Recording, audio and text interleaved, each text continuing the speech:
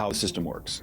So the first thing is they want us to be in jobs, J-O-Bs, because there they can transduce our most valuable resource, which is our time on the planet. Our effort, but our time on the planet. They can take that non-renewable resource, by the way, and transduce it into a debt instrument. Federal Reserve notes, things worth, they're not actually worth nothing. They're actually debt instruments. They're IOUs. And the rate of exchange for our time is so low, such that they can make a great deal of profit off of leveraging our time so that the companies make money and we make very little for what our time is really worth. Ahce was a genius. Next Level Ahce back with another video. In today's video, we're going to talk about who the system actually works for, because we know the system doesn't benefit us. The system isn't broken. The system is working at optimal strength, at peak performance, but it's not supposed to help us, so it's working against us. So I got some clips that we're going to run through so you can see how the system is structured, who the system works for, and how it works. Let's get into it. I don't give a damn how much overtime they give you.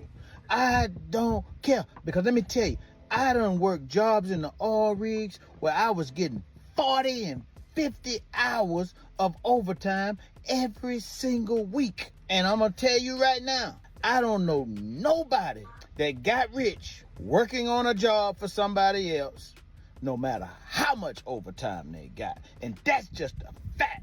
Think about it. Name me one person that you know that got rich working a 9 to 5. Now, this isn't anything new. We've all heard this before. You'll never get rich working a 9 to 5. Now, a 9 to 5 can be part of your story, part of the journey. You could use some of that money you make from your 9 to 5 to pay towards something that ultimately helps you become rich. You know what I'm saying? Like, you could start making investments from your paychecks. You could fund your company, the startup of a company from your paychecks. You could fund your music career. You could fund your different endeavors. Let's just say that. And that's how you ultimately become rich. But the job doesn't make you rich. Like, staying at the job, like if I stay at my job and I just work the next 30, 40 years, at the end of that, I won't be rich. I would have to do something else while I'm there in order to become rich. That's the whole point. But policy is not made for the most of the population. Actually, you can learn that from Adam Smith if anybody wants to bother reading it, instead of praying to the shrine. He pointed out quite accurately, well, I'll just quote him. He said that in England, he's talking about England, of course. He said, in England, the principal architects of policy make sure private interests who control the state, make sure that their own interests are most peculiarly attended to, no matter how grievous the impact on others, including the people of England. Well, okay, he didn't have the data to prove that, but in fact he was right, it turns out. Yeah, the principal architects of policy in his days, as he said, the merchants and manufacturers of England, do use state power to protect their own interests, and very effectively, no matter what happens to others, including the people of England. And I don't think that principle has changed since Adam Smith. Everybody knows he wrote a book called Wealth of Nations, but less known is the fact that he knew that the notion of nation was a myth. There's no such thing as national interests. There's internal divisions in the nation. The merchants and manufacturers have a completely different interest than most of the population. And talk about the prosperity of nations is just mythology, as he was aware. That was later called class analysis, but he was certainly aware of it and explicit about it. So that's what you have to ask. Who's gaining and who's losing? And you'll find out that the domestic population quite often loses, even if the powerful and wealthy sectors are gaining. And I think we're seeing that very dramatically right now. You see it in the wealth distribution figures and the deterioration of democratic structures and the whole business. But you hear that? So policy is not made for the most of the... Let me pause that.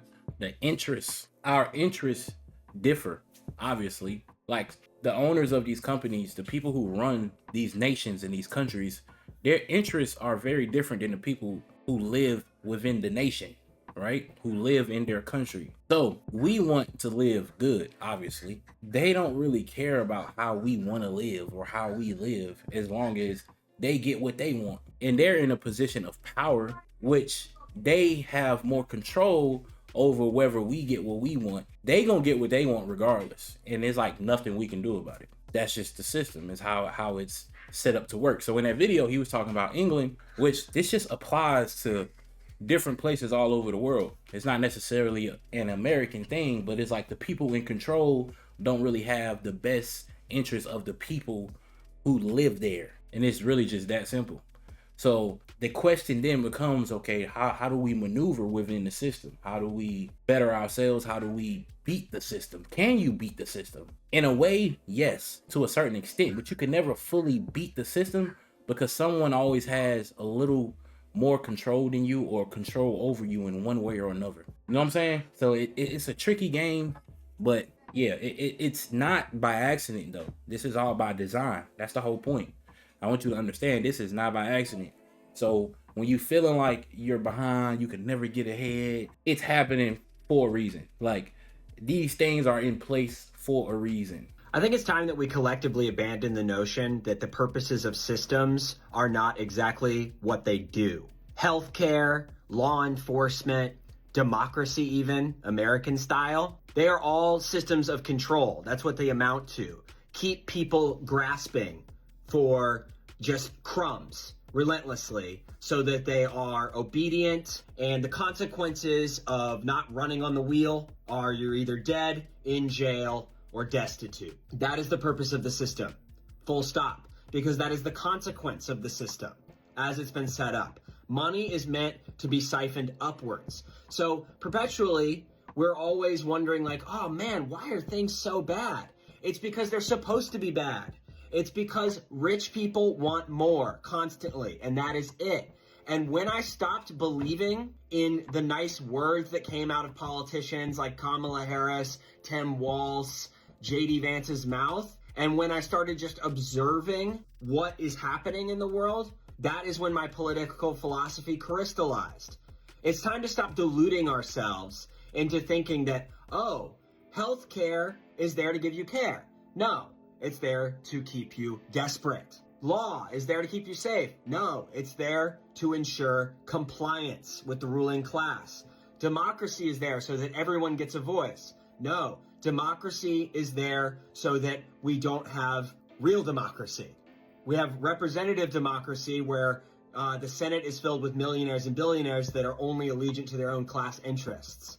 So when we abandon this notion that the system continues to fail, and we instead embrace that the system is doing exactly what it's supposed to do, then we can fight back against the system. I encourage you guys to read this article. That's real. The system is working as planned. It's going according to plan. It's that simple. The system is going according to plan. Everything they want, they're getting. And we're confused because we, in the back of our head, we kind of feel like they have our best interest, and we're trying to figure out like, okay, why does it never really work out for us? I don't care who get elected. I don't care who's in office. It never really benefits the people. That's why when people want to argue Democratic, Republican, cool, I get it.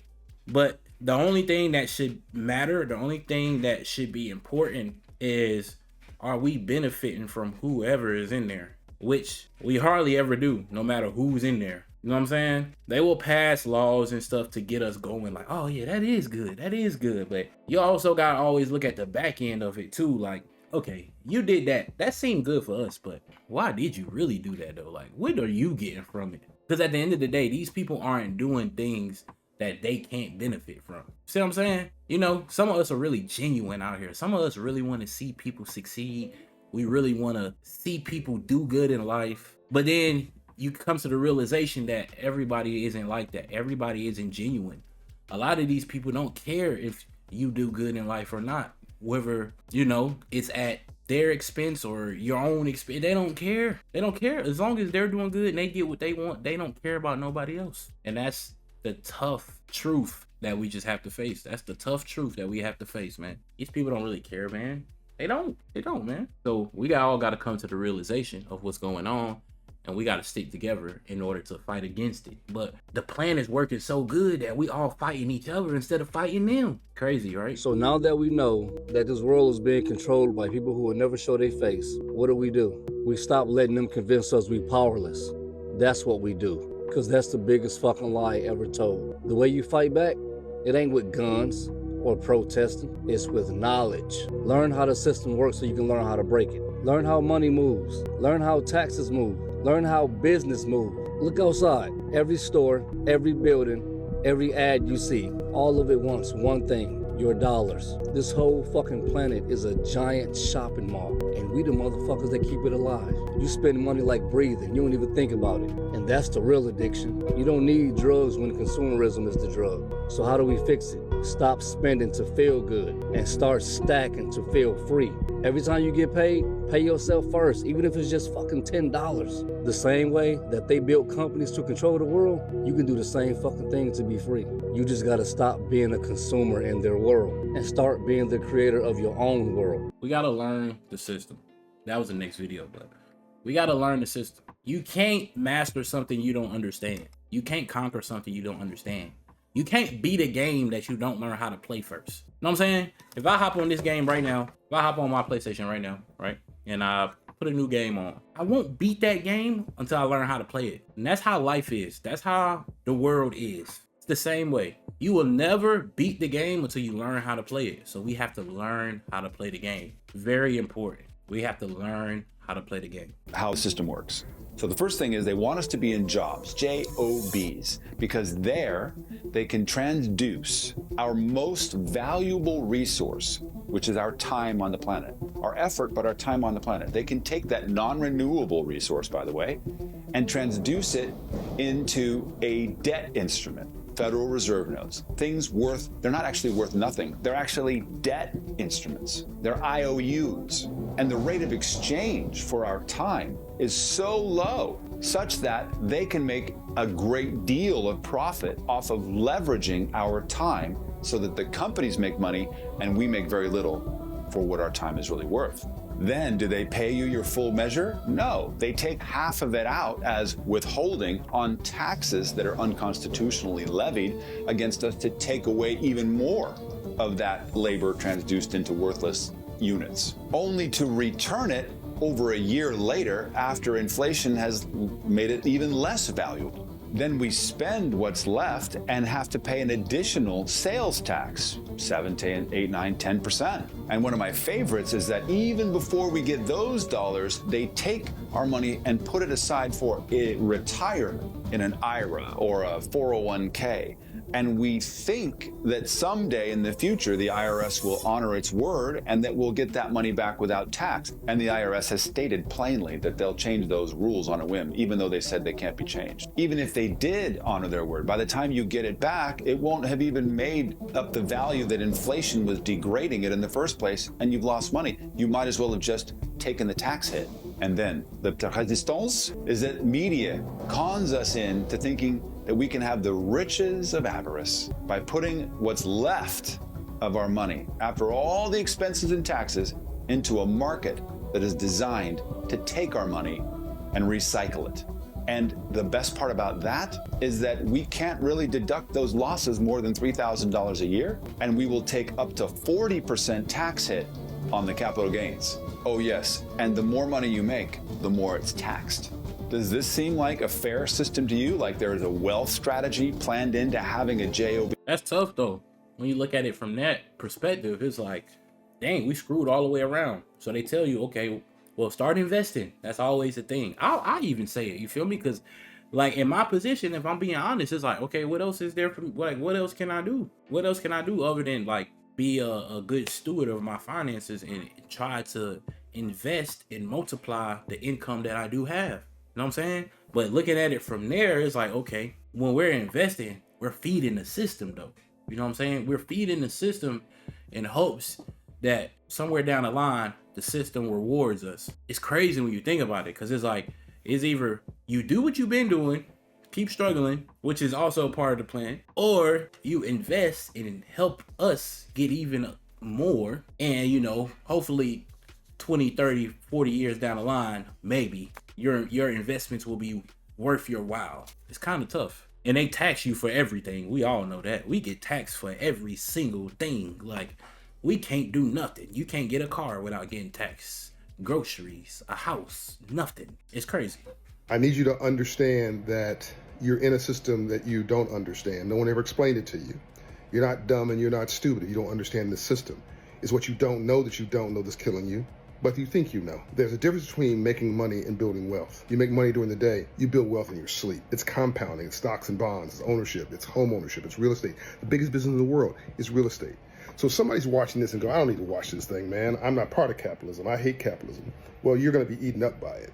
Because whether you think you're part of capitalism or not, it's a part of you. You live in a free enterprise democracy. You don't care where you are in the world. I mean, even China and Russia, who say they're communists, are using capitalism. Look how China got all these people out of poverty. That was capitalism and free enterprise. Whether you are in the system, whether you acknowledge the system or not, it acknowledges you. And if you're not mastering it, it's mastering you. So capitalism, first rule, capitalism is a gladiator sport. I mean, there's good capitalism and bad capitalism. Good capitalism is where I benefit and you benefit more. Selling you a hairbrush. I invented it or somebody else invented it. I have a patent on it. Somebody else has a patent on it. I marketed it. I developed it. And I decided through market research that it cost me $3 to make it, $2 to market it. And I wanted $3 of profit. I'm making this up. And the market research says that you're willing to buy it for $9. I'm making this up.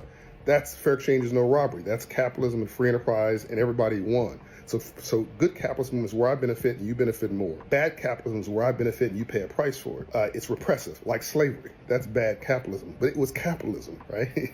So I need you to understand you can do well and do good at the same time. So some people, again, saying, I'm not part of this thing. What do you think human capital is? You are human capital. What do you think you're doing every day? Oh, break down this phrase, I'm making a living. I'm making a living. When you go to work every day, you're exchanging that human capital you have for a paycheck, which is lower risk than becoming an executive or a business owner or a crazy person like me, like an entrepreneur, but you're trading your human capital for a check. You are in capitalism. Capitalism is a gladiator sport. It's non-emotional. So stop being emotional about it. It's business, right? So here's the first lesson. You're at a negotiating table. Every day in your life, 20 times a day, you're at a negotiating table. It's just that most prices are pre-negotiated unless you're in a third world developing country or you're an entrepreneur. Every time you sit down and do something, buy something, get gas, whatever, you're at a negotiating table. The person on the other side of the table is trying to figure out how they can get the most out of you by giving you the least value. You're trying to get the most value by paying the least forward. Did you get that? So whether you're negotiating with a vendor at a street corner or on a dirt road in Caribbean nation or wherever, or whether you're going to a CVS store or whatever and buying something off the shelf or paying for gas, that's what's going on. Now, a good negotiation is where both people leave the table slightly annoyed because it was a good deal for each one and not a great deal for anybody and nobody got completely screwed. So I need you to understand that this is the way the world works. I want you to go to my podcast and watch how I break this down.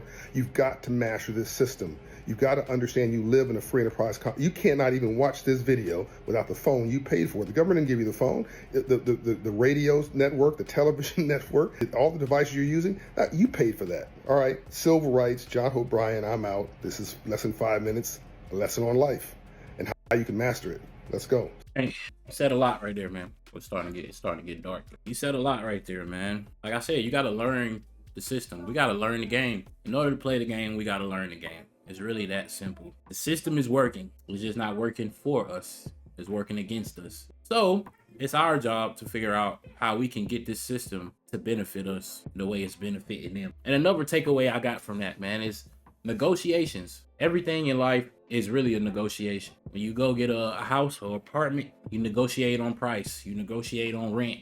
Like, you know what I'm saying? You negotiate when you go get a car. When you go get a job, you negotiate on your hourly rate or your salary. You know what I'm saying? It's like life is it's all negotiated to a certain extent. So we need to master our negotiation skills. You know what I'm saying? We need to master negotiating. That's a key takeaway.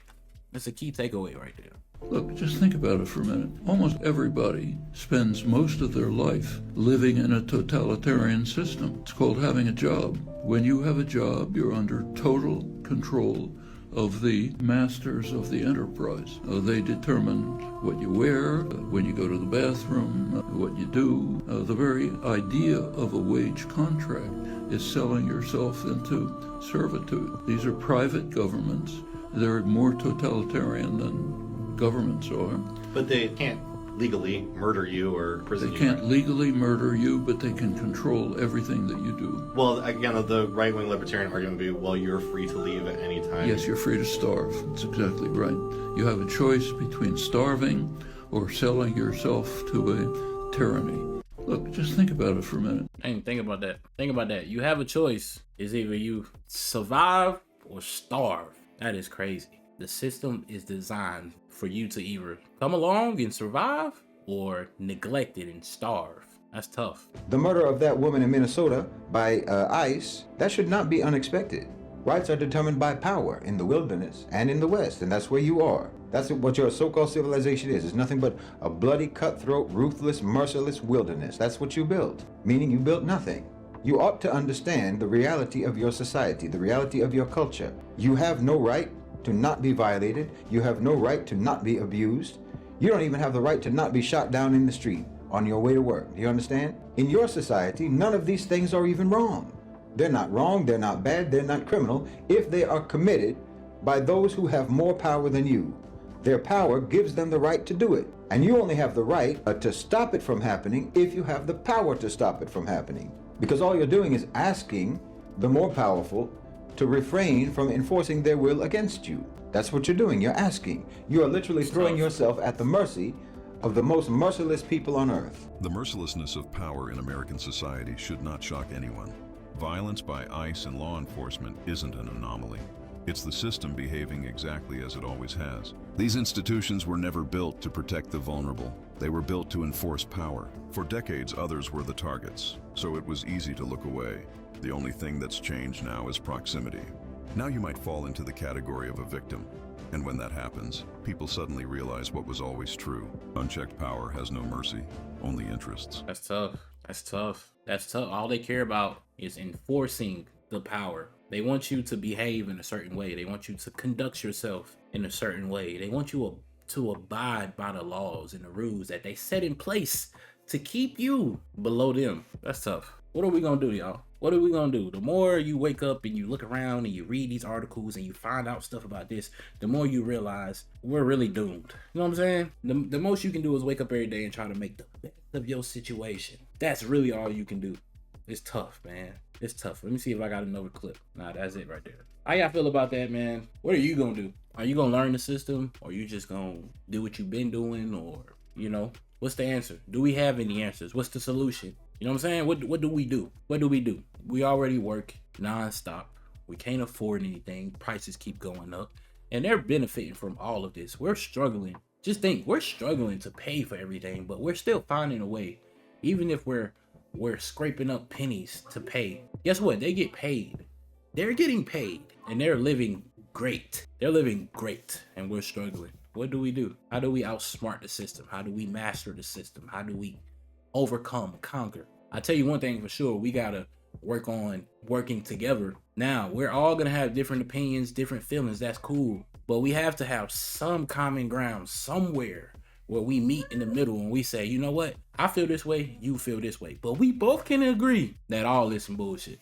You know what I'm saying? That's all. We all can agree that all of this is some bullshit. That's all I'm saying. Until next time, Ahce will